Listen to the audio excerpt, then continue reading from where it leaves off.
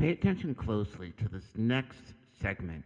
It's after I had my 13 to 15 hour surgery, the doctor coming in attending to my leg wound, and hear what he has to say. Statistics doesn't help because for you it's only all or nothing. You know what I mean? Right. Right. You know what I mean? It doesn't actually matter. Statistics mean nothing. Exactly, because for you it's Yeah. Hi, welcome to the podcast. This is Jonathan Gagerson. Welcome to Perspective C. As many of you know, I'm a 3-time cancer survivor. Been through 67 sessions of radiation, 62 sessions of chemo so far, and I've had 7 surgeries, with one of them being almost 14 hours long, where I had a flap and basically a section of my leg removed to then put on my neck. But I'm still smiling, and I hope you are too. Today's session is really about this idea of all or nothing. And I recently had the privilege of speaking to a school and their upper school students, and I was really talking about the importance of resilience and building resilience, and how our suffering that we end up enduring is something that we need to learn to embrace and grow from it so we can build our resilience. And many times we don't look at suffering as something we want. We definitely don't look forward to it. But it does bring about a very strong mental mindset of resilience if we allow it to. If we embrace the suffering and allow it to change us and accept it, how are we going to look at this? What are we going to get through? It changes us. And something that I'm going to play for you here a little bit in this podcast is something when I was recovering in the hospital after that major surgery I shared with you. And I was 5 days in the hospital. It was during COVID, and so I did not have any visitors, and as they weren't allowed at the time. But the doctor would come in, and each day he'd have to change out this kind of pad, this almost like a foam pad that they put on my leg where the wound was, and they would hook up this negative pressure vacuum to it. And what that would do is it basically would help pump out and keep fluid low and really help healing. And so it would have to get changed out each day. And I ended up having to wear that wound vac, and for, a solid, I want to say it was about 6 weeks that I had it on. But the first time he came in to put this foam pad on the leg and setting it all up, he was a wonderful doctor. We were talking, and something he said to me was that, for you, statistics really don't mean anything. And I said, yeah, right. He goes, do you know what I mean? He goes, for you, statistics really mean nothing. It's either all or nothing, meaning either I go in and I do everything to overcome cancer, or do nothing. And really what it boiled down to is it was either do all, or the other result was death. And so, granted, I know that each person's cancer story is different. I know that there's different types of cancer, and a lot of people still do everything they can do. They do all they can, and the result is not necessarily what they wanted. In my case right now, I've already won. No matter what my future holds down the road, I've already won. I've already beaten, and I feel victorious. But it's all or nothing. And like I said, in my case, it was all or death. And I wonder, how do we operate when it's really all or nothing? Have you ever been in a state of mind where you had to decide that it's all or nothing? That I have to give everything I have. I have to give all my mental strength, all my physical strength, all my spiritual strength to get through what I need to get through. Because if I don't, the result is something that I don't want at all. And so when we really embrace this idea of all or nothing, and for me, I would have shared with you that, there's been many times where it's like, hey, I got to go for it. I got to do it. Yet it really wasn't all or nothing. This all or nothing really hit me when I was in the hospital. And this doctor really looked at me and said, for you, statistics don't matter. It's all or nothing. And that's something that triggered a mind shift for me to say, when we are not dealing with an all or death scenario, are we truly looking at things in certain mindset where we're really doing an all or nothing? Or are we telling ourselves we're doing all or nothing, but really deep down we know we could be doing more? I could have done more. I could have done this. I should have gone down that way. I could have spent more time with my children, more time with my wife. I didn't give it all or nothing. Instead, I gave it what I thought might have been all, but it really wasn't all, because inside I knew I could have done more. Yet when I was faced with all or death, there was no question. I have to do all. And for me, it all was, I went to Houston, Texas from Denver, Colorado, and spent 3 months there away from my children. I ended up having to do that again a second time when I got another round of surgery, chemo, and everything. So a total of 6 months I was away from my kids. And I went through many surgeries, a lot of chemo, a ton of radiation.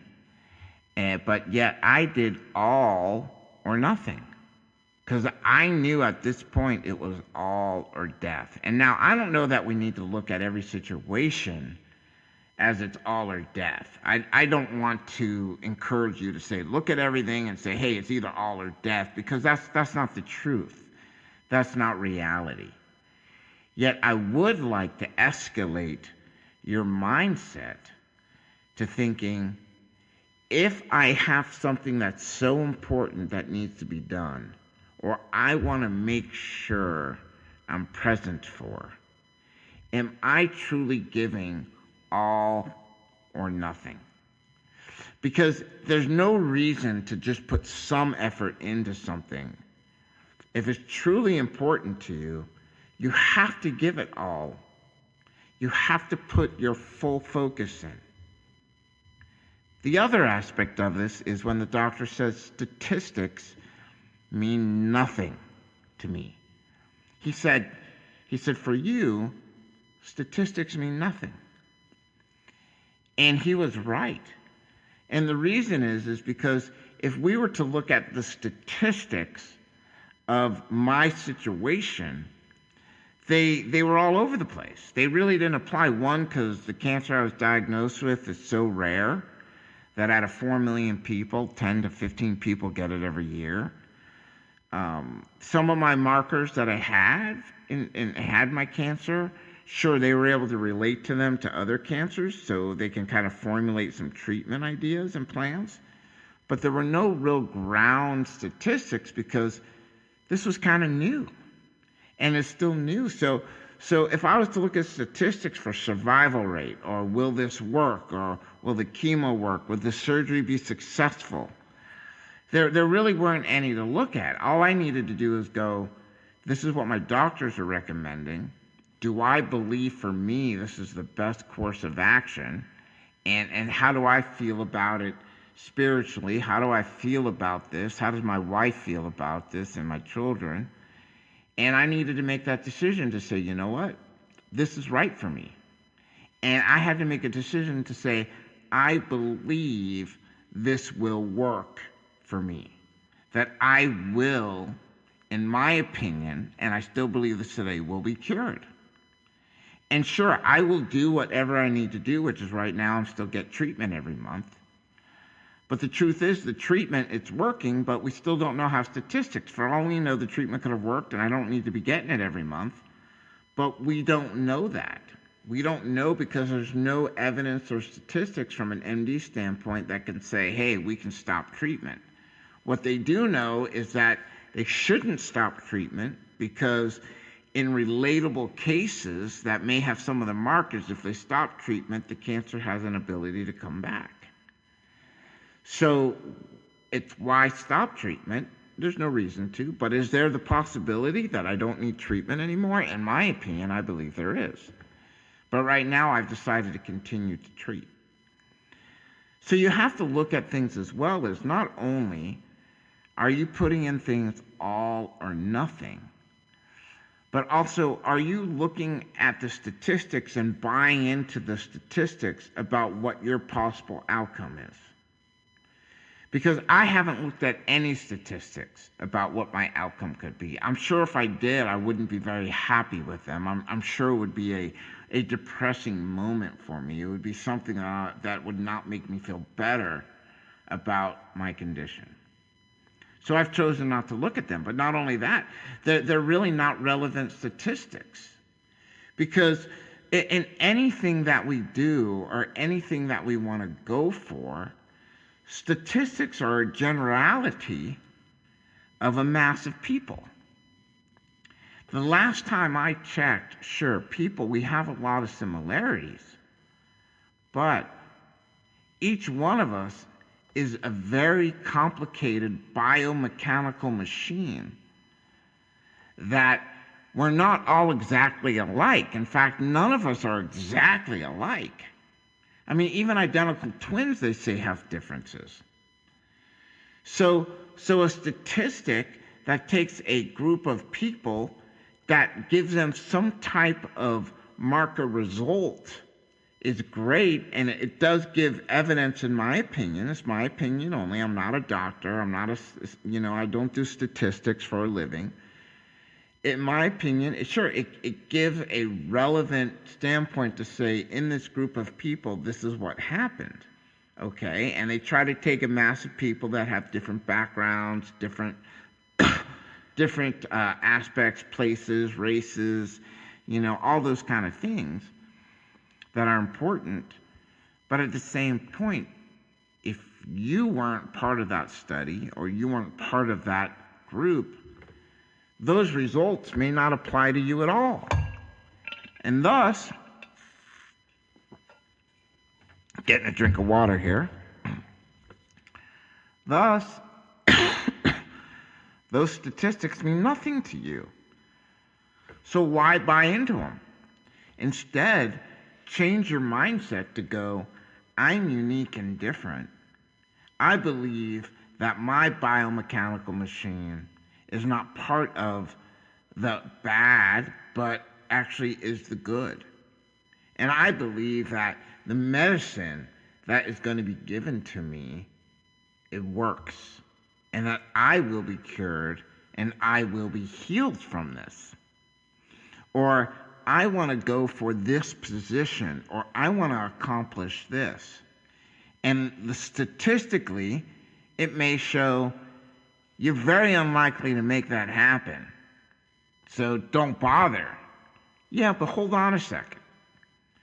Sure, you can plan to know, hey, the odds might be statistically in the direction I don't want them to be in. But I am unique, so I'm still going to go for it, but I can also have an idea and a plan that I go for it, and I do all or nothing. That's okay. If it doesn't work out, I did all or nothing, and maybe have some kind of backup idea or backup plan. That could then result in still something that you want to do or accomplish. But the last thing any of us want to have is, let's face it, we don't want to be on our deathbed, right? breathing our last breaths. And we're not going to be thinking of, oh, I always wanted a Porsche, I always wanted a Mercedes, and I never got it. That's not what you're going to be thinking about. You're going to be thinking about your loved ones, the family members that you want to see. But you also may be thinking about some of those goals that you wanted to achieve, or some of the impact that you wanted to make in this world, that you just never did it because the statistics were against you, or you just never really dove in and did all or nothing. See, I believe that there's nothing wrong with wanting mansions, Porsches, Mercedes. I have no problem with that. If financially you're in a position where you can do those things, great. What I do have a concern with is if you choose to buy a Porsche when you could have chosen to help someone instead, or help society instead. I believe both are a responsibility. So with this all or nothing attitude, or maybe this all or death type of attitude and mindset, or this statistics doesn't matter, I still need to do this and make an impact for people and make a difference in this world. I think that on our deathbed, when we know, hey, we did it all or nothing to make a difference, whether it worked out or not, we didn't listen to statistics, we still went for it, and maybe it didn't work out, I think, in my opinion, there's still a certain peace that you will have knowing you did what you needed to do to make a difference. The other great side is it could all work. You could work. I mean, I feel like, hey, right now, I told you, I already feel like I won because it was all or death for me. And in 2019, I got diagnosed, and here we are in 2024, and I'm still breathing and smiling. So it could all work out. And imagine you doing this all or nothing and just going, man, I'm a different biomechanical machine. I'm not going to listen to what statistics tell me, and it works out. And you make a phenomenal difference. And you do something that literally changes the world. The worst case scenario is people will see that you're going for it. And maybe it doesn't work out, but they're going to be there, and they're going to say, hey, he or she, they gave it all they got, and they went for it.